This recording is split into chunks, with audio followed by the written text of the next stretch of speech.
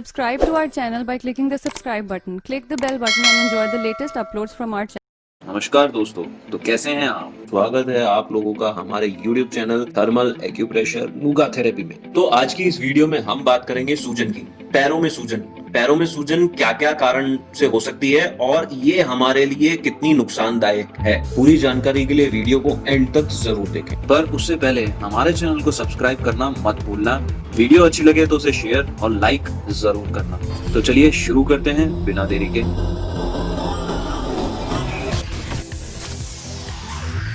पाँव में सूजन, एंकल जॉइंट में सूजन या टखने में सूजन एक बहुत ही कॉमन प्रॉब्लम है और हमारे सेंटर में ऐसे काफी सारे लोग आते हैं जिनकी ये वाली प्रॉब्लम्स होती है। आज इस वीडियो में आप जानेंगे कि पाँव में, टखनों में और एंकल जॉइंट्स में ये सूजन क्यों हो जाती है। सबसे कॉमन जो होता है वो पैर में मोच आना होता है, उसकी वजह से भी सूजन हो जाती है। अगर किसी तरीके की चोट या किसी तरह की इंजरी नहीं हुई है और उसके बावजूद भी अगर आपके पैरों में सूजन आ रही है, सबसे महत्वपूर्ण कारण क्या है?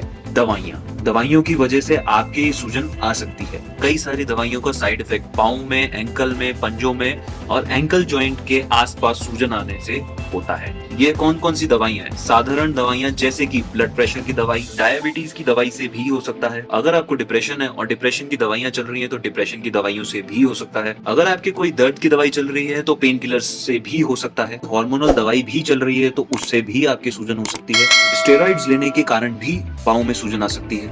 तो पहली चीज तो ये है कि हमें पता लगाना पड़ेगा कि किसी दवाई के कारण जो आपकी चल रही है उनमें से किसी के कारण तो सूजन नहीं हो रही। दूसरा सबसे महत्वपूर्ण कॉज होता है वेरिकोस वेन्स। इसका मतलब ये है कि जो नसें, जिनको हम वेन्स बोलते हैं, जो नसें, वेन्स जो आपके ब्लड को वापस ऊपर की तरफ लेकर जाती हैं, वो सही से काम नहीं कर पा रही। तो जब वेन्स काम नहीं करती तो आपका खून का संचार नीचे से ऊपर की तरफ नहीं हो पाता है, तो इसके कारण से पाँव में सूजन रह सकती है। और अगर ऐसा है तो आपको समझना पड़ेगा यह परेशानी आपके लिए बहुत ज्यादा घातक हो सकती है। आपके शरीर के 5 भागों को ये इफेक्ट कर सकती है: ब्रेन, आईज, किडनी, हार्ट और वेन्स।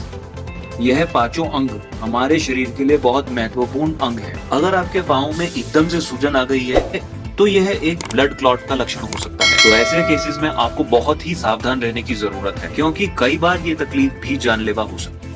तो इसमें क्या होता है कि आपके पिंडलियों और पाँव में एकदम से सूजन आ जाती है। ये ज्यादातर लोगों को होता है जो कि कोई इस तरीके की फैमिली हिस्ट्री है या फिर हार्मोनल कोई प्रॉब्लम है आपके, तो भी आपको ब्लड क्लॉट होने का रिस्क हो सकता है। इसके साथ साथ पाँव में सूजन होने के कारण 3 बीमारियां भी होती हैं। अगर आपके हार्ट में कमजोरी है या फिर आपका हार्ट वीक हो गया है तो भी आपका खून का पड़ाव नीचे से ऊपर की तरफ अच्छे से नहीं हो पाता है और उन केसेस में भी पाँव में सूजन आ जाती है। साथ ही साथ अगर आपको किडनी की तकलीफ है या फिर आपकी किडनी में स्टोन है या फिर किसी भी प्रकार की आपकी कोई किडनी से रिलेटेड प्रॉब्लम है तो भी आपके पाँव में सूजन आ सकती है। इसी ही तरह से अगर आपके लीवर में भी कोई प्रॉब्लम आ रही है तो भी पाँव के अंदर सूजन आ सकती है। अगर आपको थायराइड की प्रॉब्लम है और थायराइड के हार्मोन्स की कमी हो गई है तो भी आपके पैरों में सूजन आ सकती है। T3, T4 हार्मोन्स की कमी हो जाने के कारण भी हो सकता है। थायराइड हार्मोन्स होते हैं, उनका लेवल कम हो जाता है। कई केसेस में T3 और T4 का लेवल नॉर्मल भी हो सकता है, परंतु उस केस में TSH करके एक हार्मोन होता है, उसका लेवल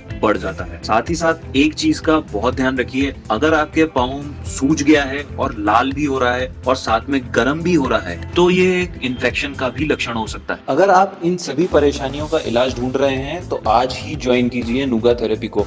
इस थेरेपी का लगातार इस्तेमाल करने से आपके शरीर में इस तरीके की परेशानियां खत्म हो जाएंगी।